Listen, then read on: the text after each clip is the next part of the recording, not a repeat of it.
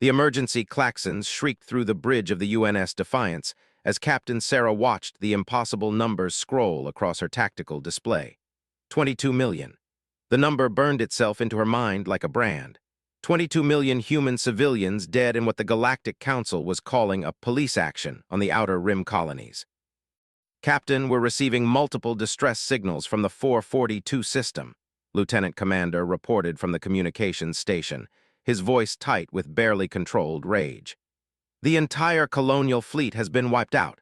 No survivors detected on any of the 17 worlds. Sarah's knuckles turned white as she gripped the command chair's armrests. 3 years. 3 years since humanity had been grudgingly accepted into the Galactic Council as a probationary species, after proving they could handle faster-than-light travel. 3 years of being treated like children by species that had mastered the stars while humans were still discovering fire. What was their justification this time? She asked, though she already knew the answer would make her sick. Unauthorized terraforming activities, read from the official transmission. According to the Council's report, human colonists were using primitive and dangerous atmospheric processors that violated 17 different environmental protection statutes. The bridge fell silent except for the hum of the ship's systems. Everyone knew what unauthorized terraforming really meant. Humans had developed atmospheric processors that worked faster and more efficiently than the Council's approved methods. Instead of taking 50 years to make a world habitable, human technology could do it in 5. The established galactic powers couldn't allow that kind of innovation to upset their carefully controlled expansion schedules. Sir, Ensign Park spoke up from the sensor station, her young face pale with shock. I'm reading massive energy signatures from the direction of the system. It looks like they used antimatter bombardment. The planets aren't just dead, they're sterilized. Sarah closed her eyes for a moment, seeing the faces of her own family back on Earth. Her daughter was only 8 years old, still learning about the stars and dreaming of becoming an explorer like her mother. What kind of galaxy was she growing up in? What kind of future awaited humanity in a universe where 22 million people could be murdered for the crime of being too innovative? The main viewer flickered to life, showing the imposing figure of Admiral of the Navy. The reptilian alien's scaled features were arranged in what humans had learned to recognize as smug satisfaction. His species had been one of the loudest voices calling for humanity's exclusion from the Council, and now he was the one delivering the news of the genocide. Human vessel, his translator rendered his hissing speech into cold, mechanical English. You will maintain your current position and prepare for inspection. By order of the Galactic Council, all human military vessels are to be impounded pending investigation into your species' violations of interstellar law. Sarah stood slowly, her 5'4" frame dwarfed by the alien admiral's imposing presence on the screen. But there was something in her dark eyes that made even the veteran pause. It was the look of a predator that had just realized it was being hunted. Admiral, she said, her voice deadly calm. With all due respect, you can take your investigation and shove it up whatever orifice your species uses for waste disposal. The alien's eyes widened in shock. No human had ever spoken to a council representative with such blatant disrespect. You forget yourself, human. Your species exists at the sufferance of the council. We brought you the gift of galactic civilization, and this is how you repay us. The gift of civilization, Sarah laughed, a sound as cold as the void between stars. You mean the gift of being second-class citizens in our own galaxy, the gift of having our people slaughtered for the crime of being better at something than you are. She stepped closer to the screen, and her crew could see the fury building behind her controlled facade. Let me tell you something about humans, Admiral. We didn't ask to be brought into your little galactic club. We earned our way here by building our own FTL drives while your species was still sending us patronizing messages about how we weren't ready for the stars. Your arrogance will be your downfall, hissed. Surrender now and your crew will be treated according to galactic conventions. Galactic conventions, Sarah repeated slowly. Like the ones that protected 22 million civilians, like the ones that guarantee the rights of all sapient beings. She shook her head. No, Admiral, I don't think we'll be surrendering today. The communications officer at side leaned over to whisper something urgent in the Admiral's ear slits. This expression shifted from annoyance to confusion to something approaching alarm. What are you doing? He demanded. Our sensors are detecting massive energy buildups throughout your ship. You cannot possibly hope to fight a Council enforcement fleet." Sarah smiled, and it wasn't a pleasant expression. "Oh, we're not planning to fight your fleet, Admiral. Fighting implies some kind of sporting chance. What we're planning is something rather different." Behind her, the bridge crew worked with grim efficiency. Lieutenant Commander had already sent coded messages to every human vessel within communication range. Chief Engineer was pushing the ship's experimental fusion core well beyond its recommended parameters. Dr. Elizabeth Hayes in the science section was making final calibrations to systems that officially didn't exist. "You see," Sarah continued, walking slowly around her command chair like a professor delivering a lecture, "humans have this annoying habit of innovation. It comes from spending a few million years as prey animals on a death world. We learn to be clever, to adapt, to find solutions that nobody else would think of." On the tactical display, red dots were appearing throughout the sector as Council ships moved to intercept position. 12 heavy cruisers, 37 destroyers, and a massive dreadnought that could crack a planet's crust with its main guns. Against them, the Defiance stood alone. "While your species were already spacefaring when we were discovering fire," Sarah said, "that also means you've been doing things the same way for thousands of years. Your technology is mature, stable, predictable. Our technology is young, experimental, and very, very dangerous." Admiral was beginning to look genuinely worried. "Whatever weapon you think you possess, human, it cannot stand against the full might of the Council fleet. Surrender now, and I give you my word that." "Your word," Sarah's voice cracked like a whip. "The word of a species that just committed genocide, I think will pass." She turned to her weapons officer. "Lieutenant, are the resonance torpedoes ready?" "Aye, Captain, all 12 tubes loaded and targeted." Scaled face went pale.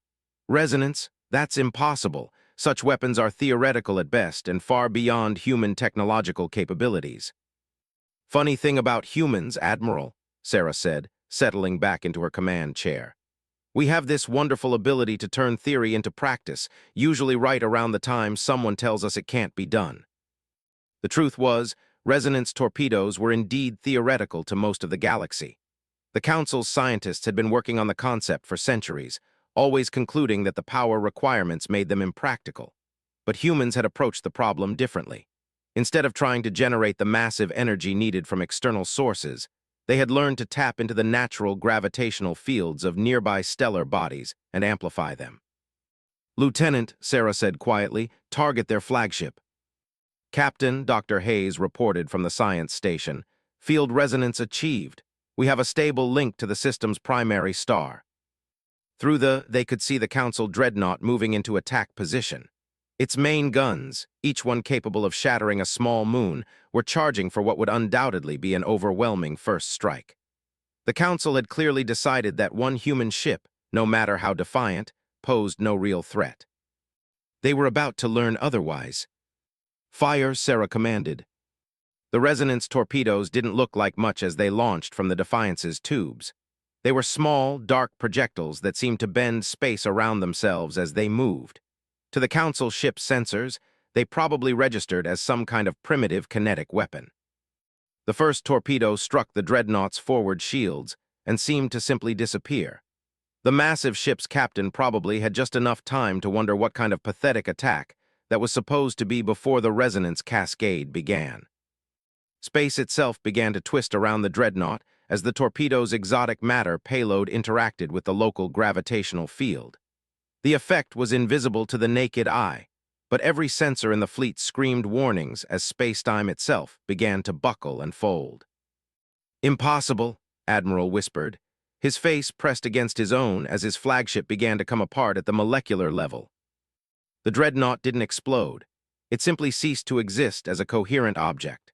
The resonance tore apart the bonds that held its atoms together, reducing 12 kilometers of advanced alien technology to its component particles in the span of 3 seconds.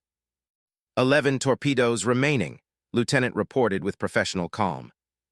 The Council fleet's disciplined formation began to waver as captains realized they were facing something completely outside their experience.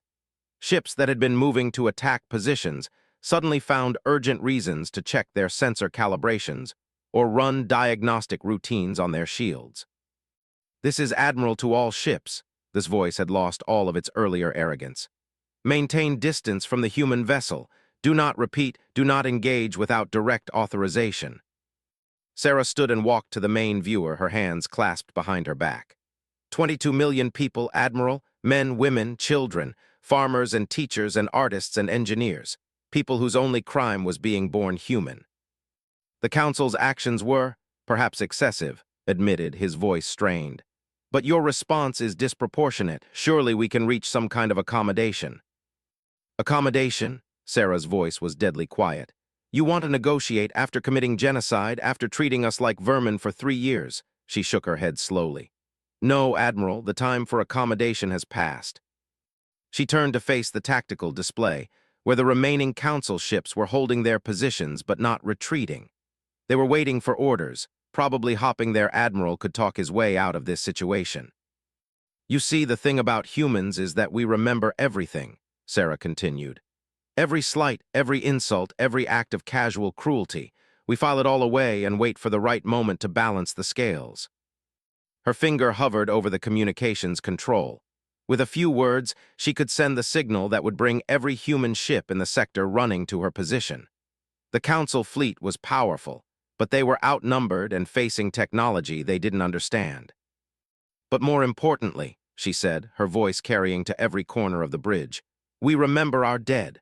22 million voices crying out for justice, and today they're going to get it. Admiral's image flickered as his ship's power systems struggled with the gravitational distortions still rippling through local space. You cannot hope to fight the entire galaxy, human.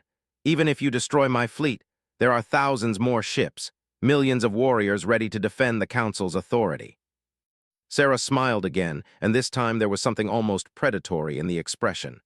Who said anything about fighting the entire galaxy? That would be inefficient. No, Admiral, we're going to do something much more creative than that. She nodded to, who opened a channel to the entire sector. Every human ship, every monitoring station, every communication relay would receive what she was about to say. This is Captain Sarah of the UNS Defiance to all human vessels and installations. Operation Prometheus is now in effect. I repeat, Operation Prometheus is now in effect. The galaxy wants to see what humans are capable of. Let's show them. The words sent a chill through the Council officers who heard them. Operation Prometheus was a name that appeared in no human military database, was mentioned in no intelligence report. But somehow, every human in the sector seemed to know exactly what it meant. Within minutes, the space around the Defiance began to fill with human ships. Not just military vessels, but cargo haulers, passenger transports, mining ships, research vessels. Every human craft within reach was converging on this single point in space, their crews grimly determined to stand with their species in what might be its final hour. What have you done? Demanded, watching his tactical display as it filled with contacts. Something your species never could, Sarah replied.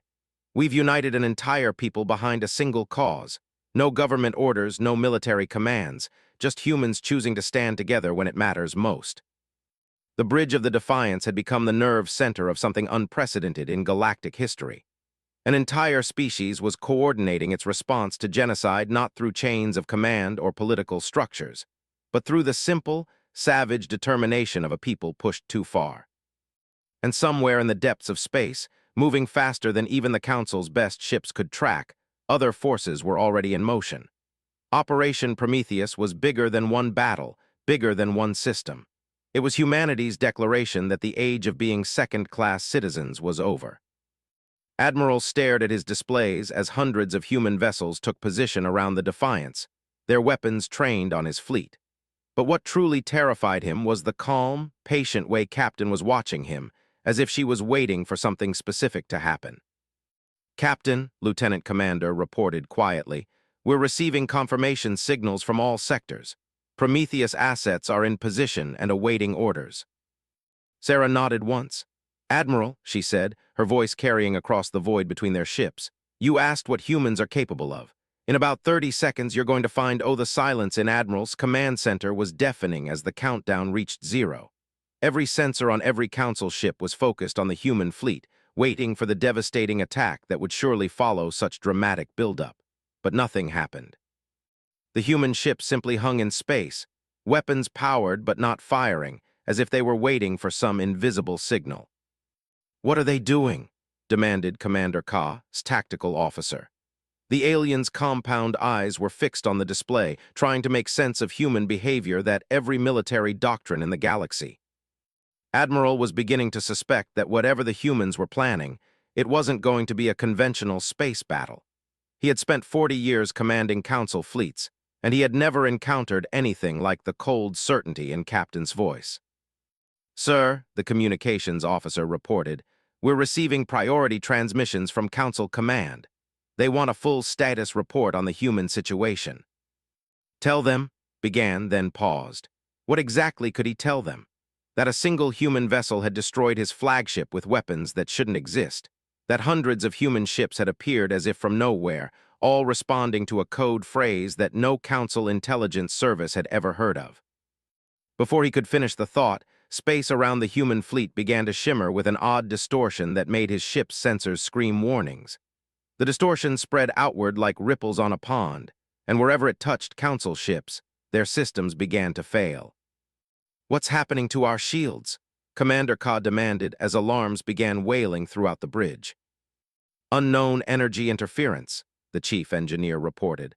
"All defensive systems are going offline. Main engines are losing power. Whatever they're doing, it's disrupting every major system on the ship." Captain's voice cut through the chaos with the clarity of a blade. "Admiral, you're probably wondering what you're experiencing right now. Your species has always been so proud of your advanced technology, but you never learned to think outside the box." On the main viewer, the human captain looked completely calm as chaos erupted around her enemies. "You see, while you were perfecting energy weapons and defensive shields, humans were studying something much more fundamental. We were learning about quantum mechanics." The tactical display showed every Council ship in the fleet suffering from the same systematic failures. Weapons offline, shields down, engines sputtering. But the human vessels were completely unaffected by whatever was causing the disruption. "Quantum entanglement," Dr. Hayes reported from the Defiance's science station, her voice carrying clearly over the fleet communication network. "We've quantum entangled specific particles in their ship systems with particles aboard our vessels. By manipulating the quantum state of our particles, we can induce cascade failures in theirs." Admiral felt his blood turn to ice. Weaponized quantum mechanics was purely theoretical, something that appeared only in the most advanced scientific journals. The energy requirements alone should have made it impossible for a species as young as humanity to master. "Impossible," he whispered. "The computational power required for real-time quantum manipulation on this scale would require a computer the size of a planet." Captain's smile was visible even across the vast distance between their ships. "You're thinking like an alien, Admiral. You assume we need massive, centralized computers to handle the calculations. But humans learned long ago that sometimes the best solution is to distribute the problem across multiple smaller units." The truth was staggering in its simplicity. Every human ship in the fleet was carrying a piece of the quantum calculation matrix. Together, they formed a distributed computer network more powerful than anything the Council had ever built, all coordinated through quantum-entangled communication links that operated faster than light. "This is Doctor aboard the research vessel Newton," a new voice joined the fleet communication channel. "Admiral, what you're experiencing is the result of 3 years of secret human research. While your species were content to rest on your technological laurels, we were working 18-hour days to close the gap." Doctor's ship was an ordinary-looking science vessel, but Admiral was beginning to understand that nothing about the humans was as ordinary as it seemed. Every human settlement, every colony ship, every research station has been working on pieces of this puzzle. You thought you were watching a primitive species slowly learning to use your technology. What you were actually watching was the largest scientific collaboration in galactic history. Commander Ka was frantically working his control panel, trying to restore any kind of defensive capability. "Sir, I'm detecting massive energy buildups from human space, not from their ships, from their planets." The main viewer shifted to show a long-range scan of human space. What they saw belief. Every human world was lit up like a star as massive installations that had been hidden beneath the surface came online. Facilities that the Council's intelligence networks had never detected were revealing themselves, each one radiating the energy signature of advanced technology that shouldn't have existed. Project Prometheus, Captain explained calmly. 3 years ago, when the Council graciously accepted humanity as a probationary species, we knew it was only a matter of time before something like this happened. So we prepared. The scale of the deception was breathtaking. While Council observers had been watching human colonies struggle with basic agriculture and infrastructure, the real work had been happening underground. Massive research facilities, manufacturing centers, and testing grounds had been carved out of solid rock beneath every human settlement. You see, Admiral, Doctor continued, humans have a saying, fool me once, shame on you, fool me twice, shame on me. We learned from our own history that advanced civilizations have a tendency to treat newcomers as threats or resources to be exploited, so we decided to be ready. Admiral was beginning to understand the true scope of what he was facing. This wasn't a single ship going rogue or even a local rebellion. This was a species-wide conspiracy that had been 3 years in the making, involving every human in the galaxy. The terraforming technology that your enforcement fleet destroyed, Captain said, her voice hardening. That wasn't our best work. It wasn't even close. It was the technology we were willing to let you see, designed to make you feel superior while we worked on the real projects. A new tactical display appeared on the bridge of every ship in both fleets, showing the current location of every major Council installation within 50 light-years. Military bases, shipyards, research stations, civilian targets. Everything was mapped with a precision that suggested years of careful intelligence gathering. "How long have you been watching us?" asked, his voice barely above a whisper. "Since the day we invented faster-than-light communication," Captain replied. "While you were sending us condescending messages about galactic civilization, we were listening to every transmission your species sent, learning your languages, studying your technology, mapping your installations." The quantum disruption field was spreading beyond the immediate battle zone. Council ships throughout the sector were reporting system failures as the entangled particles in their hulls responded to manipulation by the human fleet. But more disturbing were the reports coming in from Council space itself. "Sir," the communications officer reported, his voice shaking, "we're receiving emergency transmissions from the home fleet. They report that their primary shipyard has suffered catastrophic system failures. All ships under construction have been destroyed." Admiral closed his eyes. The shipyard was over 200 light-years away, deep in the heart of Council space. If the humans could reach it from here, then nowhere in the galaxy was safe. "Quantum entanglement doesn't respect distance, Admiral," Doctor explained, as if reading his thoughts. "When we say we've been preparing for 3 years, we mean we've been placing quantum-entangled components in every piece of technology we've sold, traded, or gifted to Council species." The implications were staggering. Humanity had only been part of galactic civilization for 3 years, but in that time they had traded with dozens of species, sharing Earth technologies and participating in joint research projects. Every human-made component in every Council system was now a potential weapon. "You can't hold the entire galaxy hostage," Commander Ka protested, though his voice lacked conviction. "We're not holding anyone hostage," Captain replied calmly. "We're simply demonstrating that the balance of power in this galaxy has shifted more than you realized. The question now is whether the Council wants to negotiate as equals or continue treating humanity as a second-class species." Admiral looked around his crippled bridge, watching his officers struggle with systems that no longer responded to their commands. 3 years. 3 years of thinking they were dealing with primitive upstarts who needed guidance and control. 3 years of missing the signs that they were actually facing a species that could outthink, outplan, and outinnovate every established power in the galaxy. "What do you want?" he asked finally. "Justice," Captain said simply. 22 million humans were murdered by your enforcement fleet. Someone needs to answer for that crime. "The Council's actions were authorized under interstellar law," protested, though even he could hear how weak the argument sounded. "Whose law?" Captain's voice cut through his words like a knife. "The law written by species who were already in power when they encountered younger civilizations. The law that conveniently allows genocide as long as it's called something else." She stood and walked to the main viewer, her dark eyes fixed on the alien Admiral. "Let me tell you about human law, Admiral. It's based on a very simple principle. All sapient beings have the right to exist without fear of extinction. Anyone who violates that right becomes an enemy of all humanity.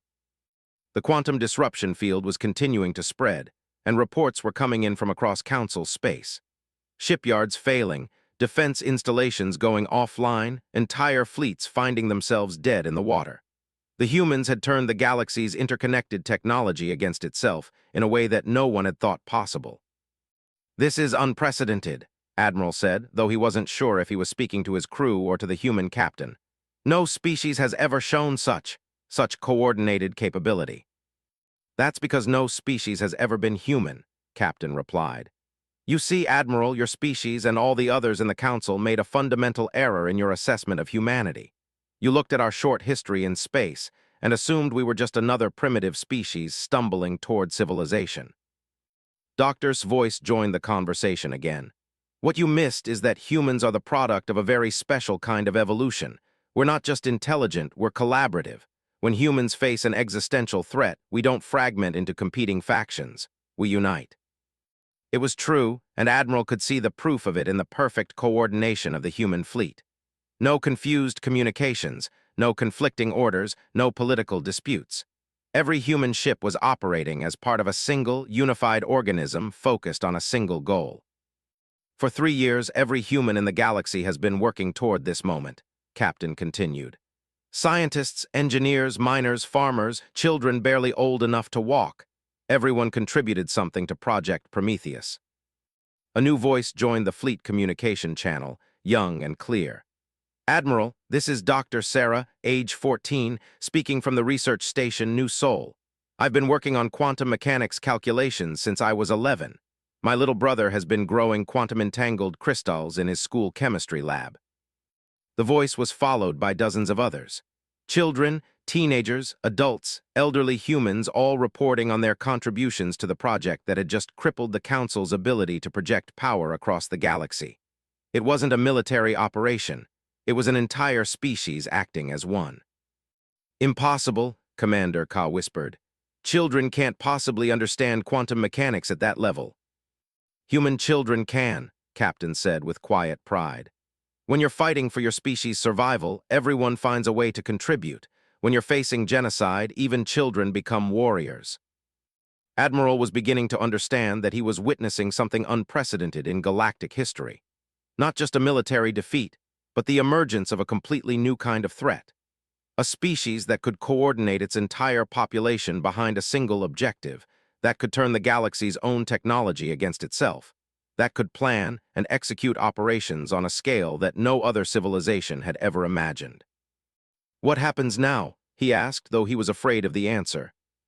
Captain was quiet for a long moment, studying the tactical displays that showed Council forces across the galaxy struggling with systematic failures. When she finally spoke, her voice was calm but implacable. "Now, Admiral, the galaxy learns what happens when you commit genocide against a species of engineers." The true scope of Operation Prometheus was only beginning to reveal itself. The quantum disruption was spreading through every system that contained human-manufactured components, but that was just the first phase. Hidden facilities across human space were coming online, revealing technologies that made the resonance torpedoes look primitive by comparison. The Council emergency session convened in the Great Dome of the Galactic Assembly, but the usual pageantry was absent. Instead of the traditional ceremonial robes and formal processions, the representatives of 43 species huddled around their communication consoles, trying to coordinate a response to the crisis that was rapidly spreading across known space. Chancellor Eye of the Republic stood at the central podium, his blue-scaled skin pale with stress as reports continued to pour in from across the galaxy.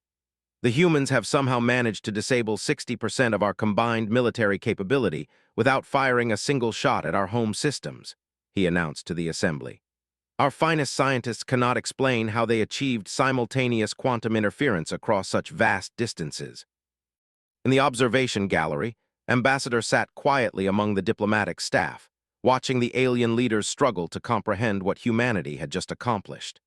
As Earth's representative to the Galactic Council, she had spent 3 years enduring their condescension and casual racism.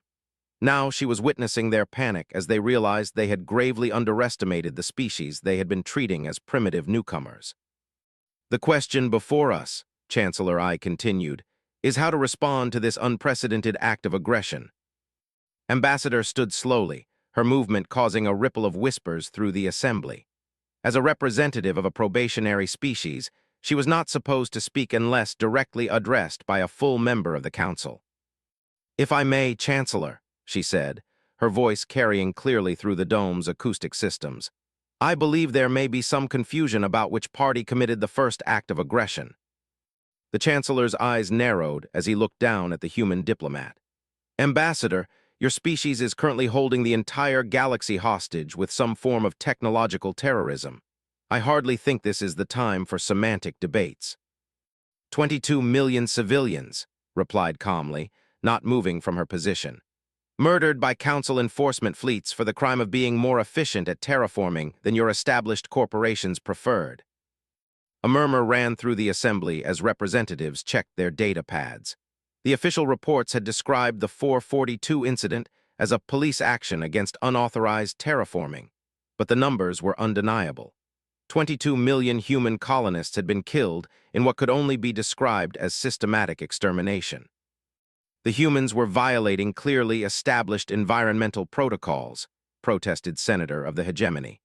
Their terraforming methods posed a threat to local ecosystems. "What ecosystems?" asked, her voice sharp as a blade.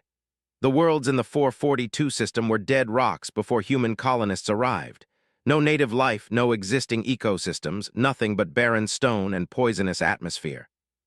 She began walking down the steps toward the main floor, her heels clicking on the polished stone. "The only thing our terraforming threatened was the hegemony's monopoly on atmospheric processing technology. Humans had developed methods that were faster, cheaper, and more effective than anything your corporations could provide." Chancellor I raised a hand for order as angry voices began to rise from the assembled representatives. "Ambassador, even if we accept your characterization of events, your species' response has been disproportionate. Crippling our entire military capability puts every member world at risk." Reached the main floor and turned to face the assembly, her dark eyes reflecting the light from the great crystal chandelier above. "Disproportionate. Chancellor, let me tell you about proportionate response. A proportionate response would have been to identify every individual involved in the decision to exterminate those colonies and demand their immediate surrender for trial." She gestured to the displays showing the current status of Council forces across the galaxy. "A proportionate response would have been to target only military installations and leave civilian populations unharmed. A proportionate response would have been to limit our actions to the species directly responsible for the genocide."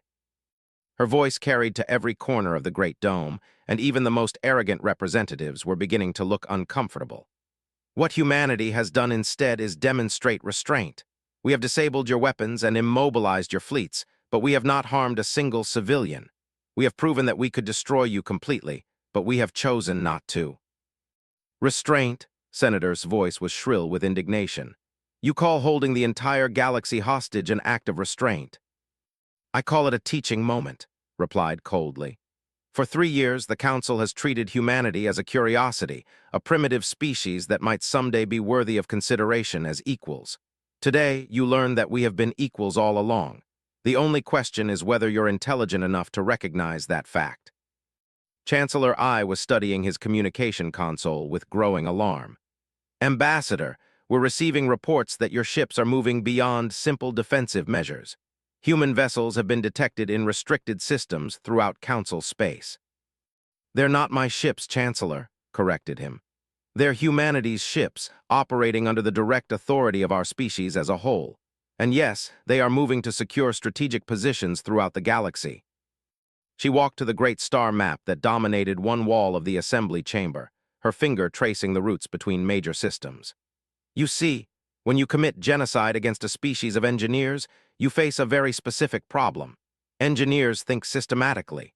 They identify critical failure points and design solutions that address root causes rather than symptoms." The star map began highlighting systems in red as spoke. Each highlighted system contained critical infrastructure for galactic civilization: communication relays, trade routes, resource extraction facilities, research installations. The root cause of the current crisis, continued, is not human aggression. The root cause is a governmental system that allows genocidal decisions to be made by unaccountable bureaucrats and carried out by military forces that answer to no higher authority than political convenience. Senator stood abruptly, his features twisted with rage. You dare lecture us about government? Your species has been part of galactic civilization for only 3 years. We have maintained peace and order in this galaxy for... Peace? The laugh was cold and bitter. Is that what you call the systematic exploitation of younger species? The economic colonialism that keeps established powers wealthy while newcomers struggle for basic resources? The casual racism that treats entire civilizations as inferior based on how recently they achieved interstellar travel? She turned to face the senator directly. Tell me, Senator, how many species has your hegemony absorbed over the past 1,000 years? How many civilizations have been stripped of their independence and reduced to client states? The senator's mandibles clicked nervously. That is entirely different. The hegemony provides protection and technological advancement to developing species. It's a mutually beneficial arrangement. Mutually beneficial, repeated slowly. Like the arrangement you offered humanity, where we would provide our advanced technology in exchange for the privilege of being treated as second-class citizens forever. She gestured to the displays showing human ships moving through Council space. The problem with your system, Senator, is that it assumes younger species will always remain inferior. It never accounts for the possibility that the newcomers might actually be more innovative than the established powers. Chancellor I was receiving a continuous stream of urgent communications from across the galaxy. Ambassador, you must understand that your actions are pushing us toward a full-scale war. The Council has defense treaties with dozens of allied species. If this situation escalates, it will escalate to exactly the level that the Council chooses, interrupted. Humanity has demonstrated that we can disable your military forces without causing civilian casualties. We have shown that we can reach any target in the galaxy regardless of distance or defenses. What we do next depends entirely on how quickly you acknowledge certain basic facts. She moved to the central podium, standing where only Council members were traditionally allowed to speak. Fact 1. Humanity is not a probationary species. We are a spacefaring civilization with technological capabilities that match or exceed any member of this council. Fact 2. The murder of 22 million human civilians was an act of genocide that demands justice. Those responsible will be held accountable according to human law, not council law. Fact 3. The age of human deference to galactic authority is over. We will participate in galactic civilization as equals, or we will build our own civilization that operates by different rules. The assembly fell silent as the implications of her words sank in. Was not negotiating or making threats. She was simply stating the new reality that humanity had created through careful planning and overwhelming technological superiority. What exactly are you proposing? Chancellor I asked finally. Constitutional Convention, replied immediately. Complete restructuring of galactic government to eliminate the systematic discrimination against younger species. Equal representation for all spacefaring civilizations, regardless of how long they've had interstellar capability. Senator's voice was strangled with disbelief. You want us to rewrite the fundamental structure of galactic civilization based on the demands of a single species. Not demands, corrected. Requirements. You see, Senator, humanity has spent the last 3 years studying your civilization very carefully. We know which species are truly committed to galactic peace, and which ones are simply using the Council as a tool to maintain their own power. The star map shifted again, this time highlighting nearly half the systems in Council space. These are the civilizations that have been systematically oppressed by the current galactic order. Younger species forced into client relationships, resource-rich worlds strip-mined by off-world corporations, entire populations reduced to second-class status based on arbitrary criteria. Smiled for the first time since entering the chamber. Humanity is not fighting this war alone, Chancellor. We're fighting it as the representatives of every species that has been marginalized by your system of galactic apartheid. The communication consoles around the chamber began chiming with incoming transmissions. Representatives frantically checked their displays, and the color drained from many alien faces as they read the reports. "What is it?" Chancellor I demanded. "Rebellions," Senator whispered, staring at his data pad. "Simultaneous uprisings on 47 member worlds. Client species are declaring independence, throwing out council governors, expelling corporate representatives."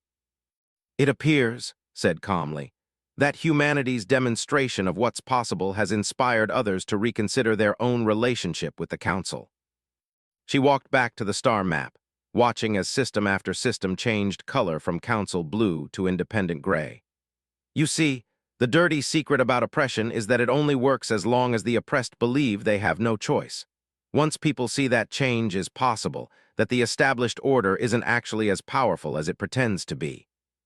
The great dome of the assembly chamber was filled with the sound of urgent communications as the carefully maintained structure of galactic civilization began to crumble.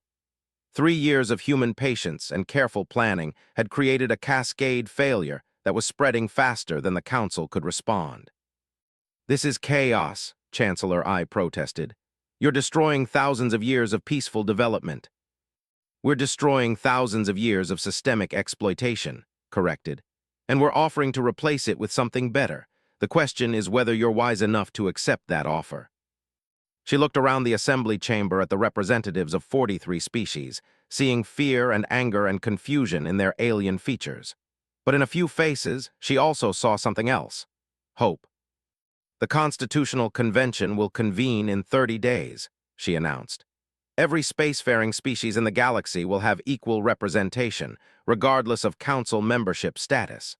The new government will be based on principles of genuine equality and mutual respect." "And if we refuse?" Senator asked. Smile was gentle, but her eyes were hard as diamonds. "Then humanity will build its own galactic civilization and will invite every oppressed species to join us.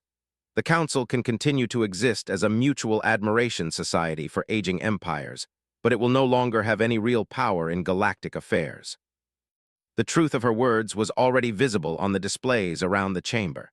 System after system was slipping out of Council control as the reality of human technological superiority became undeniable. The old order was dying, and something new was being born in its place. 30 days, Chancellor I repeated weakly. 30 days to decide whether you want to be part of the solution, confirmed, or part of history." As she walked back to the observation gallery, the representatives of 43 species watched the human diplomat who had just rewritten the rules of galactic civilization. Behind her, the great star map showed a galaxy in transition, old boundaries dissolving as new alliances formed around the radical idea that all sapient species deserve to be treated with dignity and respect. The war room deep beneath Geneva's surface hummed with activity as Earth's military leadership coordinated the most complex operation in human history. Generals stood before a holographic display showing the entire galaxy, watching as status indicators shifted from red to green across hundreds of systems. "Phase 3 completion confirmed," reported Colonel Jackson from the Communications Center. "All Council enforcement fleets have been neutralized. Military installations across 17 sectors are reporting total system failure." General nodded grimly. Operation Prometheus had exceeded even the most optimistic projections, but she knew the real test was yet to come. Crippling the Council's military was just the opening move in a much larger game. "Status report on the Hegemony home fleet," she asked. "Still attempting repairs," answered Major, no relation to the captain currently facing down Admiral in deep space. "Their quantum-entangled components are completely fried. They won't be combat effective for at least 6 months, assuming they can figure out how to remove all the compromised technology." The scope of humanity's infiltration was staggering even to those who had planned it. For 3 years, human engineers and technicians had been placing quantum-entangled components in every piece of technology they manufactured. Computer chips, power cells, communication arrays, life support systems. All of it carefully designed to fail on command. "Sir," Lieutenant Torres spoke up from the intelligence station, "we're receiving reports from our deep cover assets across Council space. The political situation is deteriorating faster than projected." General walked to the intelligence display, studying the cascade of rebellions spreading across the galaxy. How many systems have declared independence so far? 47 and climbing, Torres replied. The trade union just dissolved completely.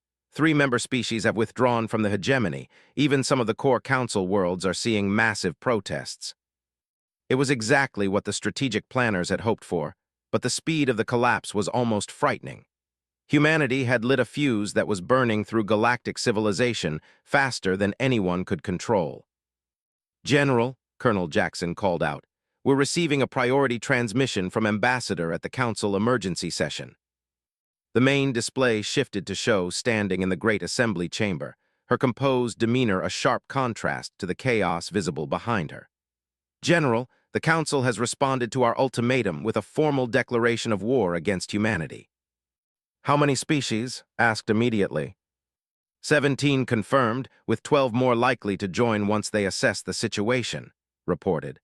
But General, we also have 23 species formally requesting protection under the Geneva Accords. They're offering full alliance in exchange for security guarantees. General felt a grim satisfaction. The Geneva Accords were humanity's alternative to the Council's system of client states and economic exploitation. Equal partnership, mutual defense, shared technology, everything the Council had refused to offer. Approved, said. Initiate Phase 4 protocols for all alliance requests. Phase 4 was the deployment of human defense fleets to protect allied worlds from Council retaliation. It was also the most dangerous part of the operation, because it required human forces to engage Council ships that might still be combat effective. General, Major called out, we're detecting massive troop movements in the systems. It looks like they're preparing for a ground assault on human colonies. His expression hardened. They were the most militaristic species in the Council, famous for their brutal ground campaigns against rebellious worlds.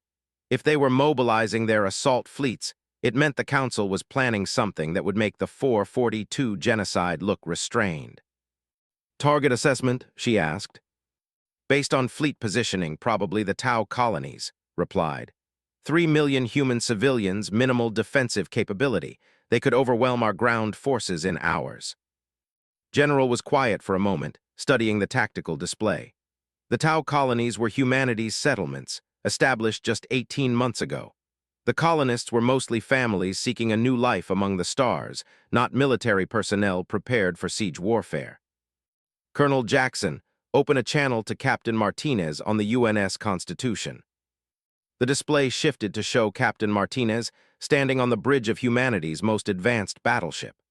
Unlike the experimental vessel Captain commanded, the Constitution was designed for straightforward naval combat, armed with weapons that could crack planets and shields that could withstand Starkiller beams. General, Captain Martinez said, her voice steady despite the magnitude of what she was being asked to do. I understand they are moving against Tau. Confirmed. We need the Constitution battle group in position to intercept before they reach the colonies. Captain Martinez nodded. Understood, sir. Request permission to deploy class munitions if necessary. The war room fell silent. Class weapons were humanity's most closely guarded secret antimatter devices that could turn entire fleets into expanding clouds of superheated plasma. They had never been tested in actual combat, but the theoretical calculations were terrifying. Permission granted, General said after a moment's hesitation. Captain, those colonists are depending on you. They won't be disappointed, sir. Constitution out. As the transmission ended, Lieutenant Torres looked up from her station with alarm. General, we're receiving intelligence reports from across Council space. They're not just targeting Tau. The Council has authorized simultaneous assaults on 12 human colony worlds. General felt her blood turn cold. 12 worlds meant nearly 10 million human civilians under immediate threat. Even with Phase 4 deployment, humanity's fleet couldn't be everywhere at once. They're trying to force us into an impossible choice, Colonel Jackson observed. Spread our forces thin trying to protect everyone, or concentrate our fleet and let some colonies fall. There's a third option, said quietly. She turned to the quantum communication array that connected Earth to every human ship and installation in the galaxy. Open a channel to all fleet commanders. The display split into dozens of sections, each showing a different captain on a different ship scattered across known space. These were the men and women who had volunteered for the most dangerous mission in human history, taking the fight directly to the heart of Council power.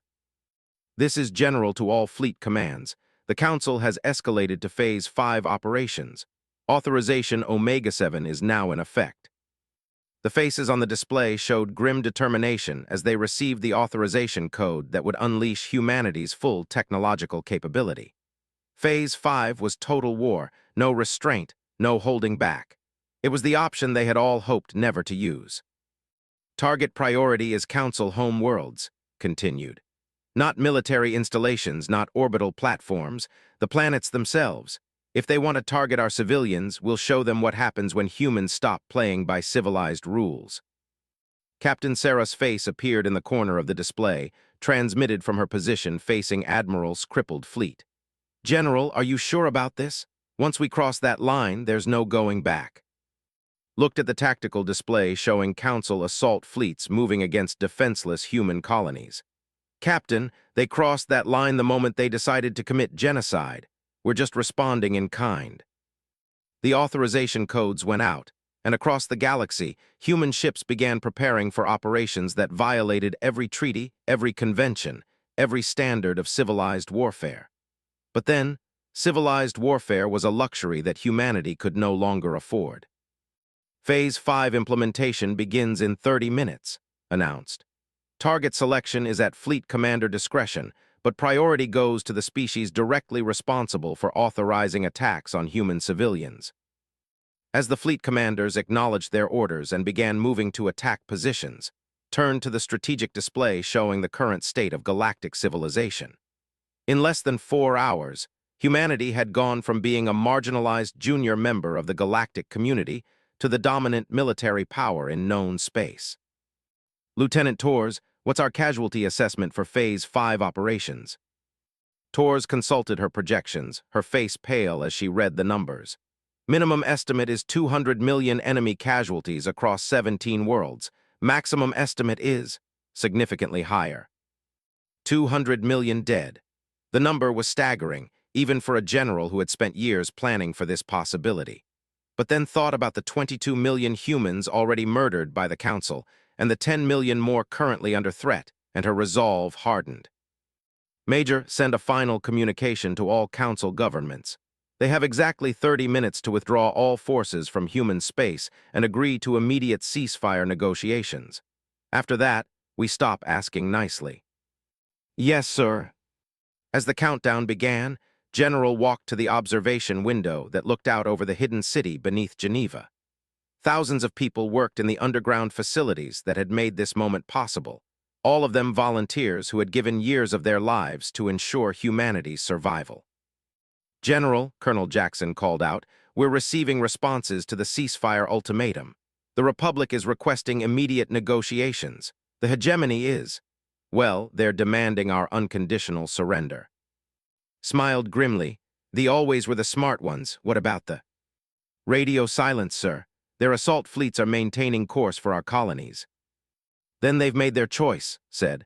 She turned back to the command center, where dozens of officers were coordinating the most complex military operation in galactic history. All commands, this is, execute Phase 5. Show them what happens when you pick a fight with a species of engineers. Across the galaxy, human ships began moving toward targets that had been mapped and planned for 3 years. Not military targets, not strategic installations, but the heavily populated home worlds of the species that had chosen genocide over negotiation. The Council had wanted to see what humans were capable of when pushed to the limit. They were about to find out. Time to target for the lead elements? Asked. 17 minutes to the home system, Major reported. Captain Martinez reports all weapon systems are operational and target locks are confirmed. 17 minutes until humanity crossed a line that could never be uncrossed. 17 minutes until the galaxy learned that there were consequences for committing genocide against a species that had spent learning to be the most efficient killers in the history of their world. General looked at the countdown timer and felt no regret. They had tried diplomacy. They had tried restraint. They had tried to find a peaceful solution to galactic oppression. 10 years after the Day of Silence, as historians would later call humanity's galaxy-changing intervention, Ambassador stood on the observation deck of the New Geneva station, watching the greatest gathering of sapient beings in recorded history. The Constitutional Convention had been in session for 8 months, and representatives from over 300 species filled the massive amphitheater that had been constructed in neutral space between the old Council territory and the expanding human commonwealth. What had begun as an emergency response to genocide had evolved into something unprecedented: the peaceful restructuring of galactic civilization. The hegemony delegation is still refusing to sign the non-interference accords, reported Dr. James Park, chief aide and one of the architects of the new galactic constitution. They claim that preventing them from absorbing client species violates their traditional rights. Smiled as she watched the delegation huddled around their communication consoles, desperately trying to maintain some semblance of their former authority. The hegemony had never recovered from the systematic destruction of their military capability during the brief war that followed humanity's ultimatum. "Let them refuse," she said calmly. "The 67 species that have already signed the accords represent 80% of galactic industrial capacity. The hegemony can keep their traditional rights and their dying economy." The transformation of galactic civilization had been swift and thorough. Within 6 months of the Phase 5 operations that had devastated 12 Council home worlds, the old order had collapsed completely. Some species, like the, had quickly embraced the new paradigm of genuine equality between civilizations. Others, like the, had fought bitterly until their worlds were reduced to radioactive rubble, and their survivors were living in refugee camps on neutral worlds. "Status report on the terraforming initiatives?" asked. "Ahead of schedule on all fronts," Dr. Park replied, consulting his tablet. "The new atmospheric processors are operational on 43 worlds, and we have requests from another 112 species for licensing agreements." The terraforming technology that had sparked the original genocide was now freely shared with any species that agreed to the new galactic accords. Humans had learned that hoarding technological advantages only bred resentment and conflict. Better to share the benefits and build genuine partnerships. "Dr. Hayes is requesting permission to begin Phase 2 of the Galactic Communication Network," Dr. Park continued. "She says the quantum-entangled relay stations are ready for deployment." Nodded her approval. The new communication network would allow instantaneous contact between any 2 points in the galaxy, replacing the slow and unreliable system of message drones that the Council had used for centuries. Like everything humanity shared, it came with built-in safeguards to prevent any single species from dominating galactic communications. "Ambassador," a new voice called out from behind her. Turned to see Captain Sarah approaching, now wearing the insignia of an admiral in the Commonwealth Navy. "The delegation is requesting a private meeting with the human representatives." Studied the woman who had fired the first shots in humanity's war for galactic equality. Sarah had aged in the 10 years since that day, lines around her eyes speaking of the weight of command during humanity's most crucial decade. But her bearing was still confident, still radiating the quiet competence that had made her the perfect choice to face down Admiral. "What do they want to discuss?" "The situation," Sarah replied grimly. "Intelligence reports suggest they're building some kind of in the outer galaxy. They think we should intervene before they finish construction." Sighed, they were one of the few remaining Council species that refused to acknowledge the new galactic order. They had retreated to the far edge of the galaxy after their trade union collapsed, taking their substantial technological resources with them. For 10 years, they had been ominously quiet. "What kind of?" "Unknown, but our deep space sensors are detecting massive energy buildups in their territory. Whatever they're building, it's bigger than anything we've seen before." Through the observation windows, could see human ships patrolling the neutral zone around New Geneva Station. The Commonwealth Navy was smaller than the old Council fleets had been, but it was also more advanced by several orders of magnitude. Each human vessel could match an entire enemy squadron in combat effectiveness. "Any signs of aggressive intent?" "Not yet," Sarah admitted. "But Ambassador, a species that can build usually doesn't do it just for show." Considered the options. The new galactic government was built on principles of non-interference and mutual respect, but it also had a responsibility to protect the hundreds of species that had embraced the Commonwealth's vision of equality, if they were planning another genocide. Schedule the meeting, she decided. But make it clear that we're not interested in preemptive warfare. If they want to build weapons in their own territory, that's their right as long as they don't threaten anyone else. Admiral nodded and departed to make the arrangements. Returned to watching the Constitutional Convention, where representatives from across the galaxy were engaged in passionate debate about trade regulations and resource allocation. It was messy, complicated, and sometimes frustratingly slow, but it was also genuinely democratic in a way that galactic civilization had never experienced.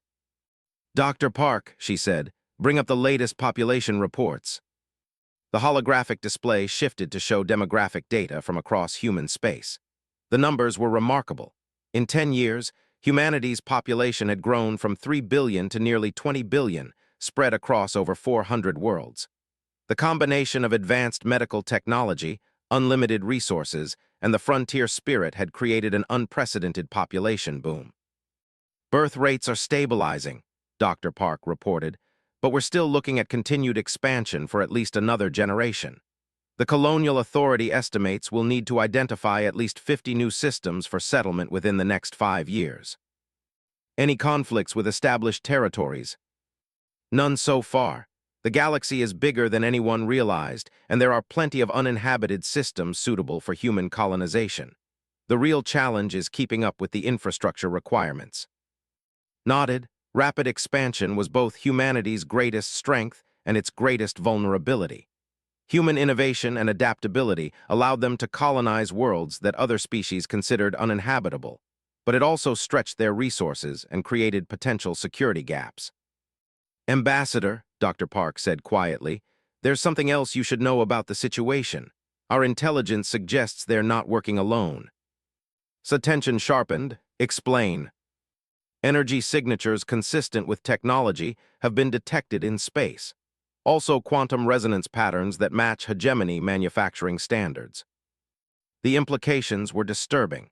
The hegemony were among the species that had suffered the most devastating losses during the Phase 5 operations. If they were secretly collaborating with the... "How certain is this intelligence?" 70% confidence on the technology, 90% on the hegemony involvement, Dr. Park replied. "It looks like they're sharing their most advanced weapons research with thee in exchange for something." Walked to the strategic display that showed the current political situation across the galaxy. The Commonwealth controlled roughly 40% of inhabited systems, with another 30% belonging to allied species that had signed the mutual defense agreements. The remaining 30% was divided between neutral worlds and the handful of species that still opposed the new order. "If the old council species are forming some kind of alliance against us," she said slowly, "then we need to be prepared for the possibility that this isn't over." The past 10 years had been a period of unprecedented peace and prosperity for humanity and its allies. The new galactic government had eliminated most sources of interstellar conflict, and the sharing of advanced technology had raised living standards across the galaxy. But peace was always fragile when it was built on the ruins of the old order. "Dr. Park, I want a full strategic assessment of our defensive capabilities. Work with Admiral to identify potential vulnerabilities in our current deployment." "Yes, ma'am." As her aide departed, remained at the observation window, watching the ships of a dozen different species working together to protect the Constitutional Convention. It was a sight that would have been impossible under the old council system, where cooperation between species was limited by rigid hierarchies and mutual suspicion. "Ambassador," a new voice spoke behind her, and turned to see Chancellor I approaching. The leader looked older than his species' normal should have allowed, worn down by the challenges of leading galactic civilization through its greatest transformation. "Chancellor," replied with genuine warmth. They had been one of the first council leaders to embrace the new paradigm, and his support had been crucial in legitimizing humanity's reforms. "I wanted to speak with you privately about the vote tomorrow," he said, his blue-scaled features serious. "The Galactic Defense Force proposal." Knew the issue well. The proposal would create a unified military force drawn from all Commonwealth species, with standardized equipment and training. It was a necessary evolution from the current system of individual species maintaining their own fleets, but it was also controversial. "You think it won't pass?" I think some species are concerned about human dominance of any unified command structure, I said carefully. Your technology is simply too advanced for genuine equality in military matters. It was the eternal challenge of the new galactic order. Humanity's technological advantages made them natural leaders in many areas, but leadership too easily became dominance if not carefully managed. The Commonwealth's success depended on maintaining genuine partnership with other species. What if we restructured the proposal? Suggested. Separate the Unified Defense Force from the technological development programs. Let each species contribute according to their strengths rather than trying to standardize everything. Chancellor I considered this. That might work. They are superb tacticians even if their technology is limited. The Tau have the best intelligence networks in the galaxy if we could combine everyone's advantages. Without making anyone feel like a junior partner, finished. It's worth trying.